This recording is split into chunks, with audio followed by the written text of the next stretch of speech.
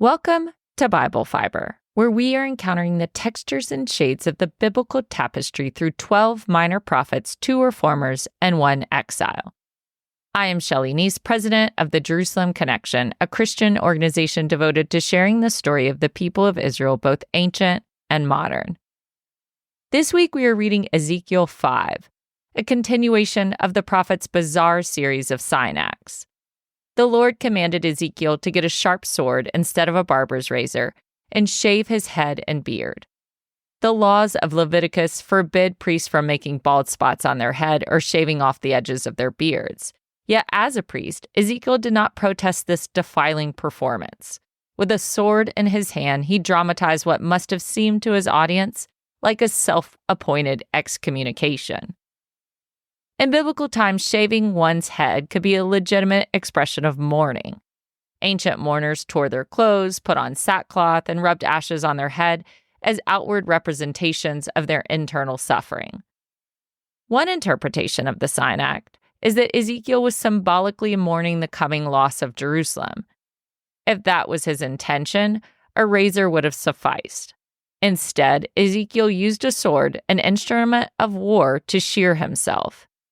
In the ancient Near East, victorious armies often degraded their captives by shaving them as a sign of their forced subjugation. Ezekiel humiliated himself to represent the Babylonians' military defeat of Jerusalem.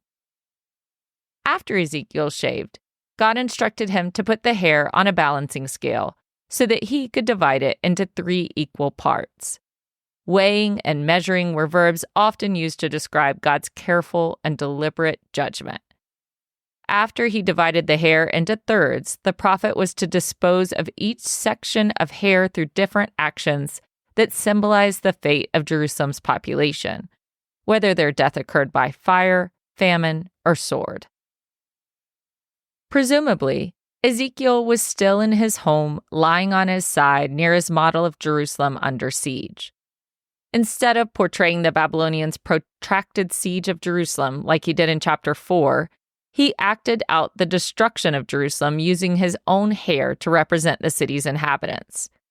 He placed one section of hair in the middle of his city model and set it on fire. The burning hair was a terrible omen for the exiles' friends and family still living in Jerusalem. 7 years from the time of Ezekiel's performance, Nebuchadnezzar's army would indeed burn Jerusalem's temple, palace, and houses until nothing remained but rubble. As part of the next step in his sign act, Ezekiel picked up his sword. Note, it seems curious that a political exile living in a refugee camp had easy access to a sword. Following God's instructions, he took the second section of hair, dispersed it outside the model city walls, and struck the mess of hair with his sword. With this strange act, he portrayed those poor Judeans who survived the siege and attack, but were mowed down by the Babylonian soldiers as they tried to flee the city. In a symbolic gesture, Ezekiel scattered the third portion of hair to the wind, representing the Jerusalem inhabitants who were dispersed among the nations and lost to history. In the aftermath of the military conflict, a contingent of poor Jews would remain in the ruined city. Nebuchadnezzar would appoint a Judean puppet governor named Gedaliah, who, despite being subservient to the imperial authorities, tried to foster peace and rebuild Jerusalem. A descendant of the royal line, Ishmael, resented Gedaliah's appointment and assassinated him.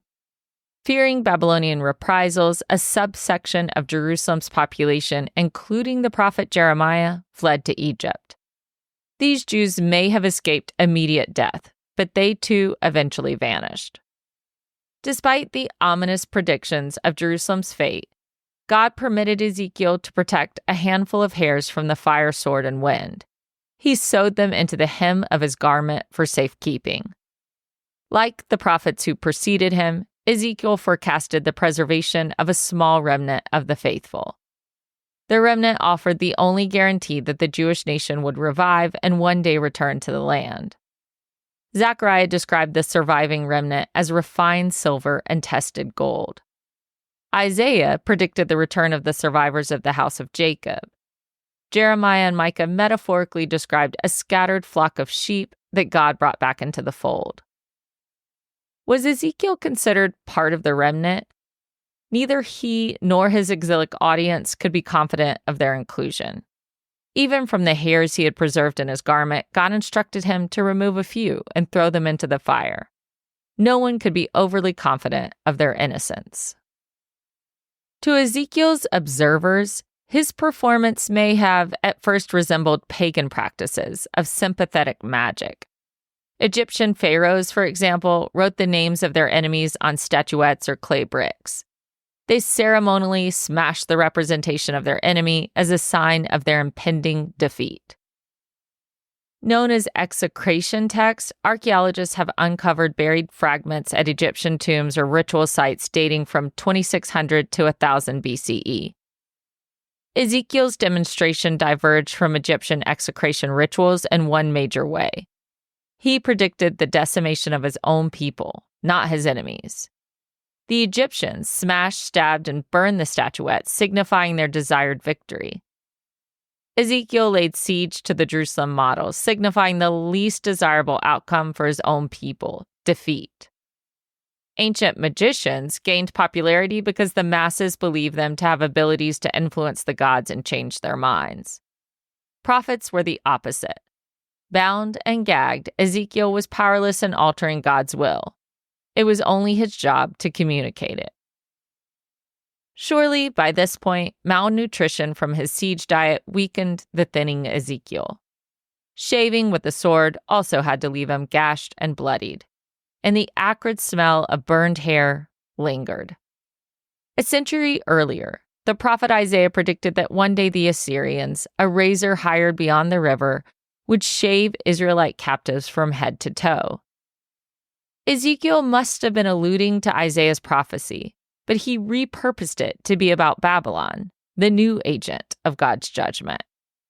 Either consciously or unconsciously, Ezekiel's one-man drama acted out what Isaiah verbally had expressed. For the crowd who gathered and gawked at the prophet, God loosened Ezekiel's tongue so he could issue a verbal rebuke to accompany his nonverbal sign acts. Literarily, the oracle in chapter 5 is repetitive and convoluted, as if the prophet's words came out haltingly. He began, "Thus says the Lord God," because every word out of the prophet's mouth was a divine download. Presumably, he was pointing to his miniature brick model of Jerusalem when he declared, "This is Jerusalem. I have set her in the center of the nations with countries all around her." His language had a legal tone, as if he was in a courtroom introducing the accused. Perhaps he reiterated the identity of his model city in case any spectator misunderstood him as foretelling the fall of the Babylonian Empire. Ezekiel knew people would try to hear what they wanted to hear. When Ezekiel described Jerusalem as the center of the nations, he most likely meant theologically. Jerusalem was the place where God chose for his name to dwell. The psalmist declared Jerusalem as the joy of all the earth, because it was the city where they worshipped Yahweh. In addition, as a land bridge between Asia and Africa, Israel was also a geographical focal point for much of history. Although the country was small in territory, it sat at a strategic crossroads that every empire felt compelled to conquer. Ezekiel rebuked his immediate audience. He said, "You are more turbulent than the nations that are all around you, and have not followed my statutes or kept my ordinances." Jerusalem did not merely become like her neighbors. Her wickedness surpassed that of her pagan neighbors. By rejecting God's special laws and decrees, Israel rejected her privileged position. As a kingdom of priests privy to the truths of God, Israel was supposed to live righteously, ethically, and morally. Ideally, she was to set an example of a people intent on following the one true Creator God and living at peace with one another. God promised Abraham that his descendants would bring blessings to all the nations of the earth. God desired to reconcile himself first to one person, Abraham, then one nation, the Jews, and then to the world. Israel's unfaithfulness put a wrench in the redemption plan. Yahweh swore, "I myself am coming against you." a chilling pronouncement to a people normally accustomed to God's assurances that he was coming to protect them. Yahweh was going to deliver the judgment personally. Because of all their abominations, he threatened to destroy them in a manner never seen before. Extreme rebellion triggered extreme punishment. The text does not describe Ezekiel's actions that accompanied the oracle, but perhaps he pointed to the iron griddle that sat outside Jerusalem's walls. The griddle represented Yahweh and the impenetrable barrier between himself and the city. Ezekiel pronounced, "I will withdraw, my eye will not spare, and I will have no pity." Ezekiel was bent on shocking the spectators with his words, just as much as he shocked them with his silent performances. His exilic audience had endured sieges by enemy armies before, but he stressed that the coming horrors were far worse than anything previous. During the siege, the occupants of Jerusalem would become so starved that they would resort to familial cannibalism, family members eating other family members. Ezekiel reiterated with grim words the drama of his burned, stabbed, and scattered hair, prophesying that a third of the people would die from plague and famine, a third would fall by the sword, and a third would be scattered. During the sign act with the sword, the only abomination Ezekiel named was their defilement of the temple. The oracle focused more on the full venting of God's boiling wrath and fury than the specifics of their sins. A righteous God cannot condone any wickedness, rebellion, and desecration. Once Yahweh's anger was spent and his jealousy satisfied, the people would recognize that he had spoken. The purpose of unleashing his wrath was to vindicate himself, to shake and wake the people so that they recognize their all-powerful covenant God and return to him. The covenant people had failed him, so he was going to fail them. In his original purpose and design, he had hoped that Israel would introduce the nations to his glory through their faithfulness. Instead, he had to show his power through their punishment. Jerusalem was going to become an object of scorn among the nations. In the decades following her destruction, the nations would pass by the ruins of the temple city and mock it. Hammering home his warning, Ezekiel prophesied, "You shall be a mockery and a taunt, a warning and a horror to the nations around you when I execute judgments on you." Probably still wielding his sword as a symbol of impending war, Ezekiel borrowed the curse language and theology of Leviticus as an explanation for Israel's punishment. Because of their covenant unfaithfulness, they would experience famine and plagues and attacks by wild animals. Ezekiel did not choose these afflictions at random. Since the days of Mount Sinai, God had warned them of the potential curses they would accrue if they were disobedient to the covenant. A risk for modern Bible readers when studying the condemning words of Ezekiel is to come away with the feeling of superiority over Ezekiel's exilic audience. It is essential when reading the prophets to avoid that pitfall. The message of the prophets catered first to their contemporary audience and was specific to their unique struggles. Yet their calls to meet God's standard of justice, ethics, and morality apply to all peoples for all time. Our response in reading Ezekiel should not be to gloat over ancient Israel's failures or to place a lot of distance between their shortcomings and our own. The Israelites were held to the highest ethical standard because of the Torah. Christians are held to the highest standard because of the revelation given to us in Jesus. In Paul's letters, the apostle preached that we are sanctified and justified through the sacrifice of Jesus, but we must live righteously in accordance with our newfound identity in Christ. Believers must shed their old selves and embrace their new selves, renewing their minds in the process.